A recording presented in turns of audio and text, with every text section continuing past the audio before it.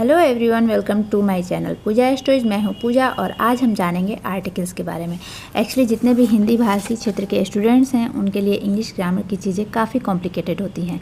Grammar के tuitions तो हम ले लेते हैं, लेकिन अगर मैं अपना एक्सपीरियंस बताऊँ तो वो सिर्फ और सिर्फ नोट्स बन के रह जाता है। मतलब हमने एक सब्जेक्ट के रूप में इंग्लिश ग्रामर को पढ़ा और एक अच्छी सी नोट्स बना के रख दी हमने, और अपने पीछे आने वाले लोगों को हम दिखाते हैं कि देखो हमने कितना अच्छा नोट्स बनाया है। होता है ना ऐसा?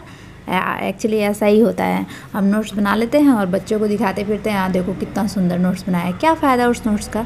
मुझे बताइए क्या फ़ायदा है उस नोट्स का जब हम उसे अपने रेगुलर रूटीन में फॉलो नहीं करते हैं। ग्रामर का मतलब हो गया कि इंग्लिश को समझने के लिए, इंग्लिश को बोलने के लिए, इंग्लिश को लिखने के लिए हम ग्रामर का यूज सीखते हैं। लेकिन जब वो एक नोट्स बन के रह जाता है तो ना हमारा ग्रामर कंप्लीट हो पाता है और ना हमारी इंग्लिश इंप्रूव हो पाती है। ठीक है, तो चलिए आज हम जानते हैं आर्टिकल्स के बारे में।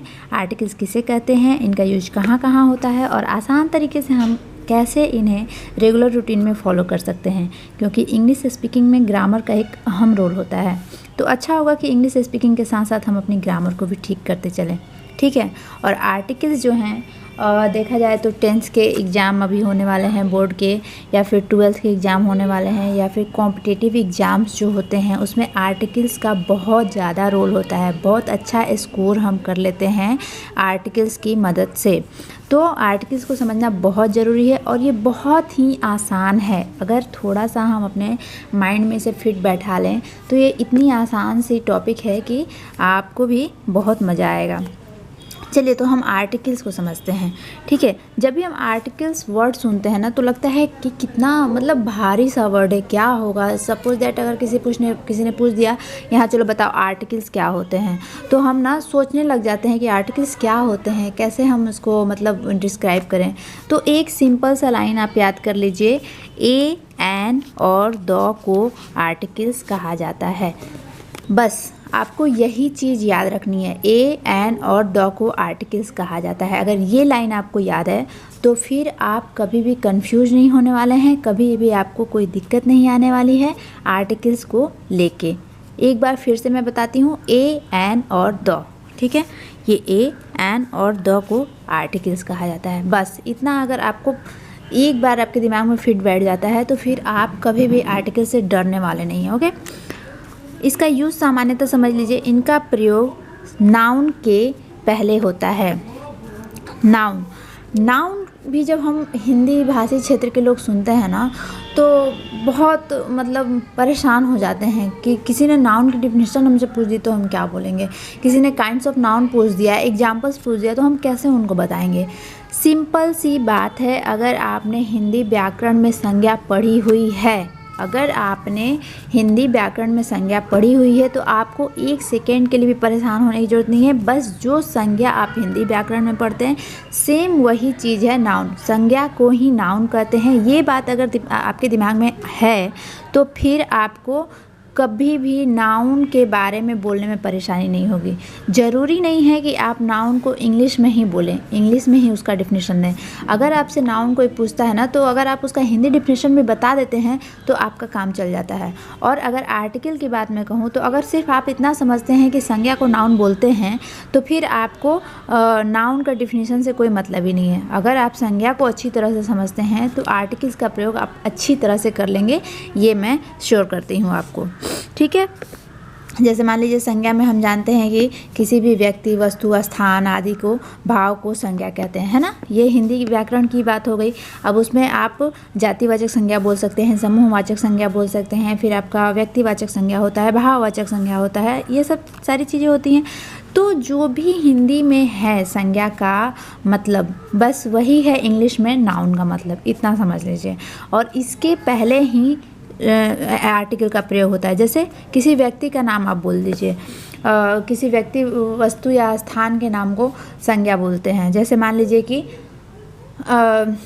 हो गया आपका कैट, कैट हो गया, कैट मान लीजिए, कैट एक मतलब है ना संज्ञा। कैट को संज्ञा बोलेंगे तो इसके पहले हम क्या यूज करते हैं, ए यूज करते हैं। एलिफेंट या फिर कोई रिवर हो गया या कुछ भी, तो उसके आगे हम आर्टिकल्स का मतलब उसके पहले आर्टिकल्स का प्रयोग करेंगे। ओके, अब आर्टिकल्स को जो है दो भागों में बांटा गया है। दो तरह के आर्टिकल्स बनाए गए हैं। कौन कौन से, ये समझ लीजिए। इनडेफिनिट आर्टिकल्स जिसमें ए और एन आता है। दूसरा आता है आपका डिफिनिट आर्टिकल्स, जिसमें द आता है, सिर्फ द। इनडिफिनिट आर्टिकल्स और डिफिनिट आर्टिकल्स। अब इनडिफिनिट आर्टिकल्स किसे कहते हैं ये थोड़ा सा समझिए। ए और एन का प्रयोग किसी नाउन के पोजीशन को इनडिफिनिट या अनसर्टेन मीन्स अनिश्चित बनाने के लिए किया जाता है। जैसे he saw an old man. अब एन यहाँ पे मतलब ओल्ड मैन के पहले एन लगाया गया है, समझ रहे हैं। तो किसको अनिश्चित या इनडिफिनिट किया जा रहा है, किसको, ओल्ड मैन को अनिश्चित किया जाता है। मतलब he saw an old man का मतलब हो गया कि उसने एक बूढ़े आदमी को देखा। गॉट इट, उसने एक बूढ़े आदमी को देखा। अब वो बूढ़ा आदमी कौन था, कहाँ जा रहा था, कहाँ से आ रहा था, इसके बारे में हमें नहीं मालूम।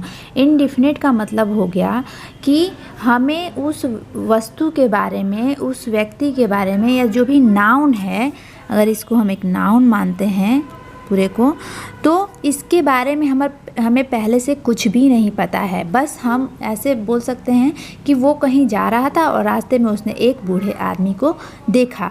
तो अगर हमें किसी व्यक्ति या किसी वस्तु के बारे में अगर पहले से नहीं पता है कुछ भी, और उसको जब हमको बताना है, तो वहाँ पे हम ए और एन का प्रयोग करेंगे। ठीक है। जैसे दूसरा एग्जाम्पल ले लीजिए, देयर वॉज अ किंग। एक राजा था, इसका मतलब हो गया एक राजा था। मतलब वो राजा कौन था, कहाँ रहता था, कैसा था, इसके बारे में हमें कुछ भी नहीं मालूम।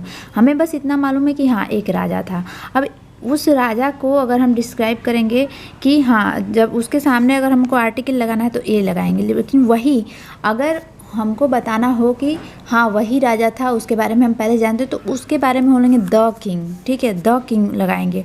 तो इसलिए जब भी हमको किसी भी अनिश्चित चीज़ के बारे में बात करना हो, या जिसके बारे में हमें पहले से नहीं पता हो, उसके बारे में बताना हो, तो हम ए और एन मीन्स इनडिफिनिट आर्टिकल्स का प्रयोग करेंगे। समझ में आ गया? ओके। दूसरा आता है हमारा डिफिनिट आर्टिकल।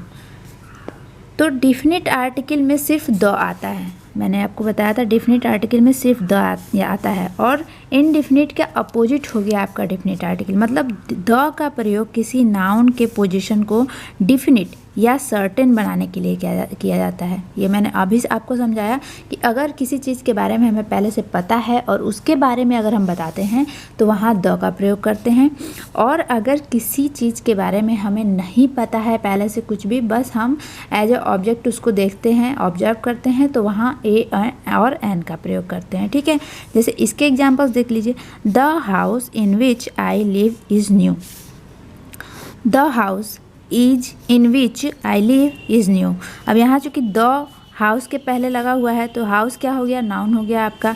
इन विच जिसमें, आई लिव मैं रहता हूँ, इज़ न्यू वो नया है। जिस घर में मैं रहता हूँ वह घर नया है। मतलब उस घर के बारे में हमें सब कुछ पता है क्योंकि हम उस घर में रह रहे हैं और उस घर को हम अच्छी तरह से जानते हैं, इसलिए वहाँ पे द का प्रयोग किया गया है। समझ रहे हैं आप? उसी तरह दूसरा एग्जाम्पल देख लीजिए। The gold of Nepal is cheap. The gold of Nepal is cheap. जो गोल्ड है, जो सोना है नेपाल का, वो सस्ता होता है क्योंकि उसकी क्वालिटी अच्छी नहीं होती है, इसलिए नेपाल का गोल्ड जो है वो सस्ता होता है। तो चूँकि हमको पता है कि ये गोल्ड कहाँ का है, नेपाल का है। ठीक है। और इसके बारे में और भी चीज़ें हमें पता है कि वो सस्ती होती है, इसलिए गोल्ड के सामने द का प्रयोग किया गया है। ठीक है। तो इस तरह की चीज़ें हैं आर्टिकल्स के साथ। अब आर्टिकल्स में आपने क्या क्या समझा, आर्टिकल्स किसे कहते हैं? सीधी सी बात है, ए एन और द को हम आर्टिकल्स कहते हैं। यूज सामान्यतः इनका प्रयोग संज्ञा के पहले होता है, नाउन के पहले होता है।